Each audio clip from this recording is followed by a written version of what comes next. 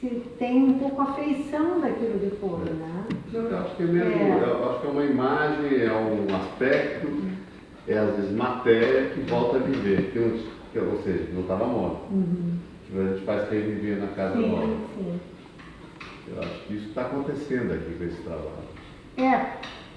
Por isso que eu queria saber assim do Marcelo, porque eu já tenho tempo que mas, assim, a primeira vez que tu entraste aqui, será que essa casa passa isso, essa dimensão que ela tem, dessas possibilidades, dessa...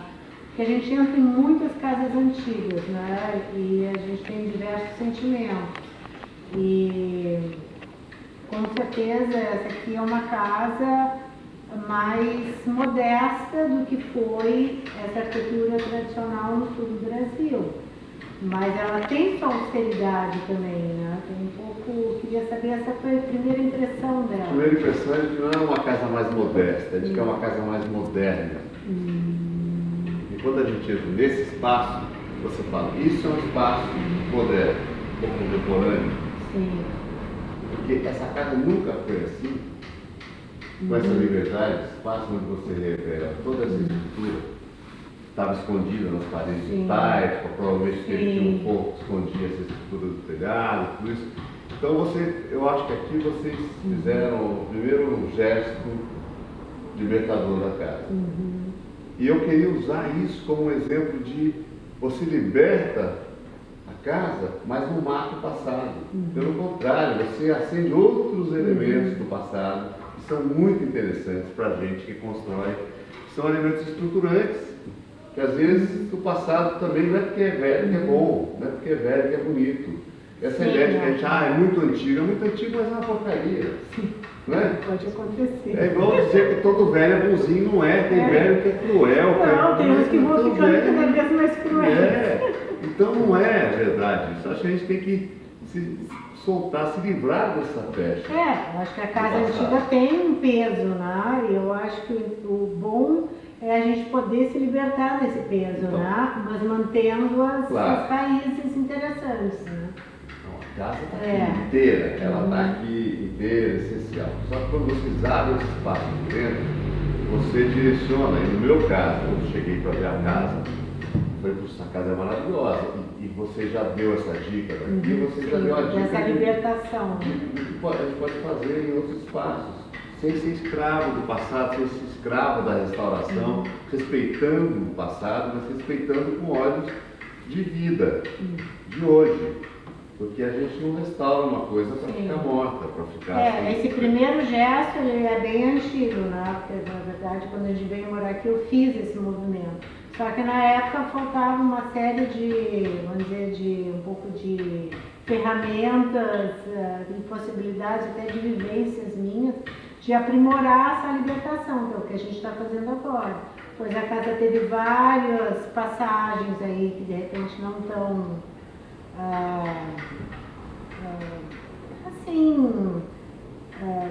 relacionadas com essa possibilidade dela, e agora acho que a gente está justamente fazendo esses ajustes, né?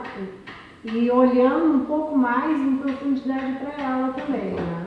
Eu acho que esse projeto, que eu considero um projeto coletivo, é um projeto de saneamento arquitetônico. A gente está tirando coisas. Saneamento é ótimo. Não é? É um saneamento. A gente está tirando, voltando um pouco para a materialidade dela, para a tectônica dela, ela está conservada, está preservada. Cada vez que a gente vem, em que a gente volta, então vamos tirar esse piso, igual hoje, vamos voltar ao assoalho, a gente vai limpando e vai revelando a casa que está aqui, porque ela está inteira aqui. Só que é um projeto de revelação. Você tira, mostra, tira, mostra. Então, nesse sentido, não é o restauro tradicional, mas nem o clássico, nem o científico, nem o esse, nem o aquele. É um restauro crítico. Tem um lado, Marcelo, que eu acho interessante que nós fizemos ali embaixo, que é composição. Através da composição, aquela discussão sobre tira a pedra, tira o muro, ou seja, uma composição de valorização daqui. Mas é uma composição contemporânea. Exatamente. É a arquitetura, né? Que só vai acontecer, quer dizer, na hora que você tira um pedaço, você sente é necessário tirar um outro. Sim, sim. bem E aí isso. falou, olha, eu não tinha visto que essa casa pode ser observada, esse volume pode ser observado mais debaixo da rua. Aí começa uma coisa a pedir outra, e isso também mostra a nossa, quer dizer, a gente, eu acho que o respeito pelo patrimônio significa o respeito pelas fases dos acontecimentos do espaço, ou da forma que está aí na casa, tudo mais. Não é uma coisa definitiva, não há, o arquiteto não é, sabe, o todo-poderoso que chega e fala, faz assim, faz assado e acabou. Porque na hora que você tira um pedaço do muro, uma nova realidade se apresenta. No entanto, essa conversa foi inspirada naquela foto. Foi. Certo? A foto é melhor do que o que está hoje. E pela foto a gente veio buscar Veio onde é que buscar, estava aquela coisa lá. Exatamente, mais em cima de composição. É. Né? Eu acho isso fundamental. Eu, particularmente, acho fundamental. E foi daquela, mas aquela que está. Mas então eu queria provocar você com essa ideia de composição. Ah, Já que a gente está no colóquio de... Porque a coisa da composição, eu estou entendendo o que você está dizendo. A coisa da composição não é a composição na busca da proporção ou da ideia da beleza. Porque às vezes a composição é em busca de uma proporção desconsta, porque essa casa tem disso. Ela foi feita provavelmente por pessoas, um mais sabido, mas outros que contribuíram. Então as proporções não se baseiam pela ideia de beleza, é uma composição.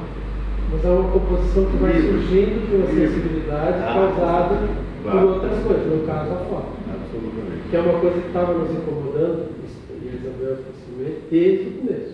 Aquela entrada. A pessoa chega e tem essa quebra ali, né? No entanto, a intenção disso tudo é valorizar o que está aqui. Ou seja, aquele ângulo que você falou, que tira ali e enxerga por baixo da árvore, sabe? Essa coisa que vai andando, você disse hoje que a casa nunca foi pronta, não é? Nunca. Eu acho que Agora o bom é isso, né? Que a gente vai poder dar essa sequência, né? Nós vamos avançando, demolimos mais uma parte que tá, assim, que foi feita mais recentemente, que não está condizente com essa harmonia da casa, né? E a gente vai avançando, a gente tem um projeto global e que dentro desse projeto é possível justamente a gente... Eu acho que isso foi uma coisa boa, você ter pedido um projeto global, que a gente avançou para o terreno da esquina. Essa casa foi, de certa maneira, mesmo que inconscientemente, ou mais consciente, ou menos, ou sei lá, um pouco, ela é referência para o projeto que está ali embaixo hoje. Com certeza. Ela é grande referência. Grande referência, de uma forma de isso é uma coisa difícil para o leigo entender. Eu acho que na hora que a gente estou tentando escrever isso, naquele textinho, na hora que tiver então uma antecipa algumas frases nesse texto. Eu acho que aquela casa, quer dizer, se você olha, a questão do branco, a questão do volume que se neutraliza diante de um patrimônio desse, que é esse casarão imponente que você vê lá debaixo da ladeira, quer dizer, a outra casa, ela procura ser quase que uma casa desaparecida, discreta. Ela não é desaparecida, ela não se omite, né? Não se omite, mas ela também não se sobrepõe. Ela não quer se sobrepor essa aqui. Então ela não tem telhados, ela tem 2 volumes brancos discretos, ela está agarrada no muro cinza. Tudo isso daí faz com que ela simplesmente prepare o terreno para a chegada aqui. Como eram os patamares do terreno que estavam lá, a ladeira. Então é um diálogo de tempos. E é claramente outro tempo. É outro tempo, claramente outro tempo. Ela tem também esses terraplenos, né? Como aqui tem também, né? E que a gente vai dar essa... Então é como se ela cria uma nova aproximação para essa casa. E daqui a gente também tem uma possibilidade de alcançar os visuais que se tinha antes, mas também criou uma referência urbana nessa área aqui que provocou uma valorização do sobrado, né? Porque não tinha nada ali. Então, eu acho bem observado essa coisa certa, porque quando a gente pensou o todo, a gente sai lá de cima, do ponto alto, e falou, vamos patamarizar o que hoje é o quintal, inclinado. A igreja está no mais alto terrapleno. né? Que era a antiga vila, freguesia. Aí você desce essa ladeira, você está no patamar do sobrado. O sobrado também tem essa possibilidade desses terraplenos. Tu tem o quintal, tu tens a casa, tu tens o comércio.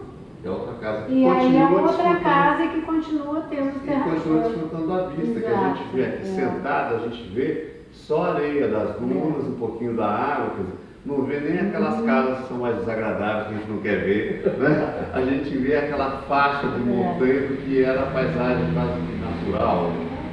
E aí eu penso uma coisa muito linda, pode ser muito maluca, mas eu penso no homem do Sambaqui, que esteve por aqui, né? Ele estava aqui nas dunas por aqui, talvez até aqui fosse o local deles, né?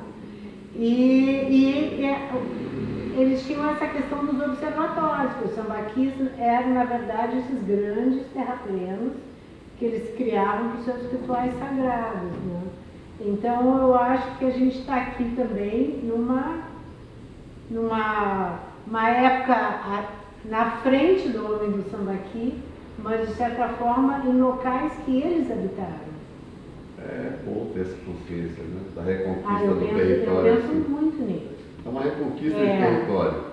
Mesmo que seja assim uma viagem, uma coisa aqui, mas eu acho que esse exercício é bom. Porque em termos de patrimônio, eu já vi textos belíssimos que falam exatamente desses lugares que foram sempre lugares, né? Que o lugar é mais importante do que necessariamente a casa em si, mas porque esses lugares possibilitaram várias ocupações nesse mesmo lugar. São locais de destaque. E eu tenho certeza que esse lugar aqui dessa casa, ela tem isso. Não. Pode ser maluquice minha. Que bom. Vamos lá. Lembrando, tem Isso aqui é um duas grande que observatório. mudaram as opiniões aqui, ó, de baixo e aqui dessa parede, né? Exatamente. Gente, a conversa de 5 minutos virou uma grande conversa.